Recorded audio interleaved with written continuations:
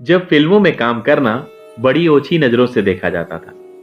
प्रतिष्ठित घरानों की महिलाएं फिल्मों में काम करने में झिझकती थीं।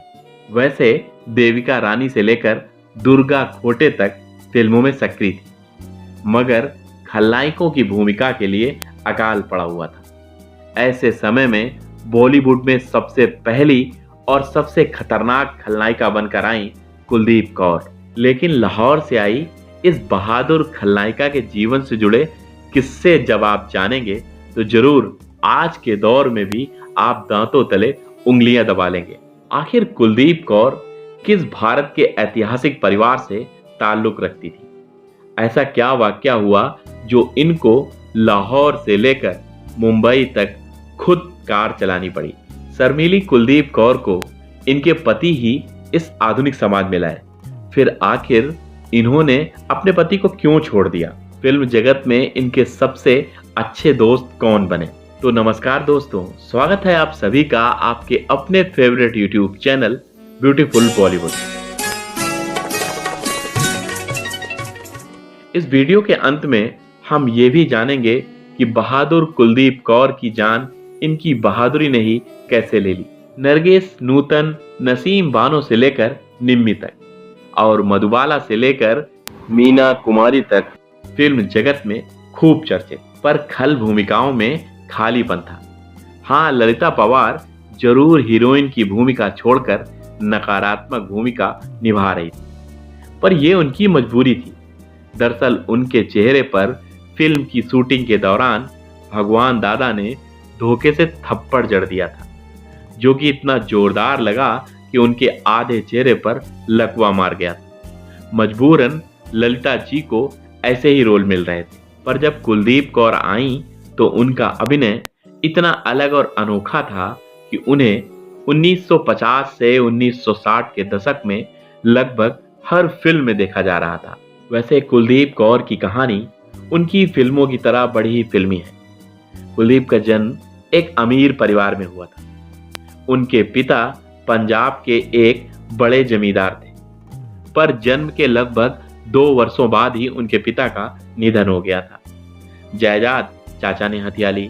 बेहद शर्मीले और संकोची स्वभाव की कुलदीप कौर स्कूल के दिनों में नाटकों में भाग लिया करती। अपनी लंबी चौड़ी कदकाठी के कारण इन्हें नाटकों में ज्यादातर रोल लड़कों के ही मिलते थे, इसलिए पूरे स्कूल में इन्हें टॉम बॉय कहा जाता था। कुलदीप कौर का विवाह 14 साल की छोटी सी उम्र में महाराजा रणजीत सिंह के कमांडर रहे शाम सिंह अटारीवाला के परिवार में उनके पोते मोहिंदर सिंह सिद्धू से हुआ। मोहिंदर सिंह सिद्धू जी के पास पैसों की कोई कमी नहीं। शान और शौकत से रहने वाले सिद्धू बड़े बड़े क्लब के मेंबर भी थे। उन्हीं में से एक क्लब की मेंबरशिप उनके पति सिद्धू ने उनको भी दिलवा दी। वैसे वहां पर बड़े बड़े फिल्मकार और अदाकार आया करते। कुलदीप कौर की वहां मुलाकात उस समय के जाने माने लाहौर के कलाकार प्राण साहब से हुई और फिर ये मुलाकात दोस्ती में बदल गई।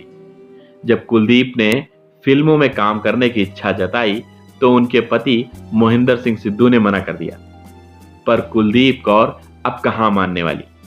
प्राण साहब के सहयोग से उन्हें 1945 में नवोदित फिल्मकार रूपकेश शौरी की फिल्म मुखड़ा में काम मिल गया। इधर पति की बात न मानने की वजह से कुलदीप और सिद्धू के बीच दूरियां बढ़ गई थी, पर ये सिद्धू ही तो थे जो चाहते थे कि उनकी पत्नी शर्मीली कुलदीप अभिजात समाज का हिस्सा बने, फैशन की इस दुनिया में आधुनिक महिला की तरह व्यवहार करें। अब कुलदीप कौर ने पति की बात न मानते हुए फिल्मी दुनिया में कदम रख दिया था। तभी एकदम से परिस्थितियां फिर बदली। देश 1947 का विभाजन झेल रहा था। चारों तरफ दंगे ही दंगे हो रहे थे। प्राण साहब सहित न जाने कितने बड़े कलाकार लाहौर से मुंबई चले आए, मगर प्राण अफरा तफरी में अपनी कार लाहौर में ही छोड़ आए। पर प्राण दोबारा लाहौर जाकर अपनी कार लाने की हिम्मत नहीं जुटा पा रहे थे। कुलदीप कौर प्राण साहब के अच्छे दोस्तों में थी। तब दंगे की परवाह करे बगैर कुलदीप प्राण साहब की कार को लाहौर से मुंबई तक खुद चलाकर लेकर आई। कहते हैं इसी के साथ वे अपनी सारी जमीन जायदाद छोड़कर चली आई थी। मगर मुंबई आने के बाद भी कुलदीप कौर की फिल्म मुखड़ा रिलीज नहीं हुई। प्राण साहब के अप्रोच से कुलदीप का बॉम्बे टॉकीज में ऑडिशन हुआ, पर यहाँ पर हीरोइन बनने के अरमानों पर उनके चेहरे पर बाहर भागती लंबी नाक और सपाट ठुड्डी ने पानी फेर दिया था। अब हीरोइन की भूमिका में तो वो फिट नहीं हो रही, लिहाजा उन्हें सहायक और खल भूमिकाएं मिली। 1948 में आई उनकी पहली पंजाबी फिल्म चमन, जो कि बेहद हिट रही। फिर आई इसी साल देवानंद की हिट फिल्म जिद्दी और गृहस्थी। इसमें उनके साथ प्राण साहब थे। अब क्या था, फिल्में मिलती चली जा रही थीं और हिट होती चली जा रही थी। 1949 में एक थी लड़की, 1950 में आई समाधि, 1951 में अफसाना और 1952 में बैजू बावरा।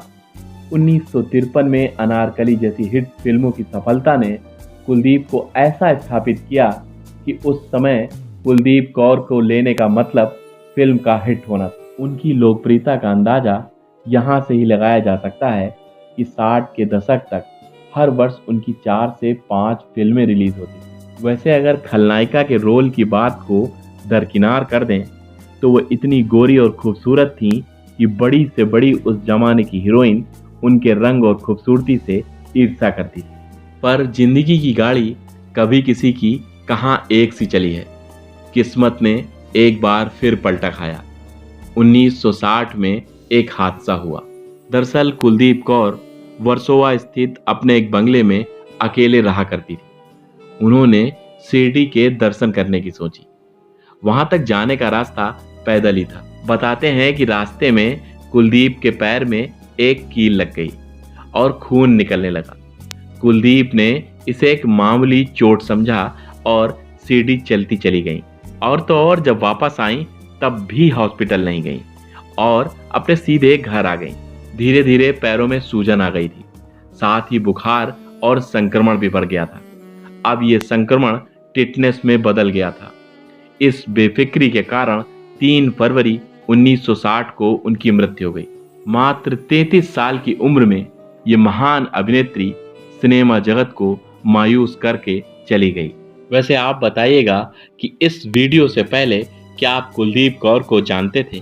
अगर आप नहीं जानते थे तो मैं बता देता हूँ कि ये वही कुलदीप कौर हैं जिनके ऊपर गाना फिल्माया गया है, गोरे गोरे ये बाकी छोरे कभी मेरी गली आया करो। अगर आप कुलदीप कौर जी के बारे में जानते थे और आपने ये गाना सुना था तो कमेंट बॉक्स में ये जरूर बताइएगा कि ये गाना किस फिल्म का है। साथ ही अगर आपको ये वीडियो अच्छा लगा हो तो प्लीज़ लाइक जरूर करिएगा, क्योंकि आपके द्वारा किया हुआ एक लाइक हमारे द्वारा किए हुए इस वीडियो में 10-15 घंटों की मेहनत को साकार करता है। चलिए मिलते हैं अगले वीडियो में। जय हिंद, जय भारत।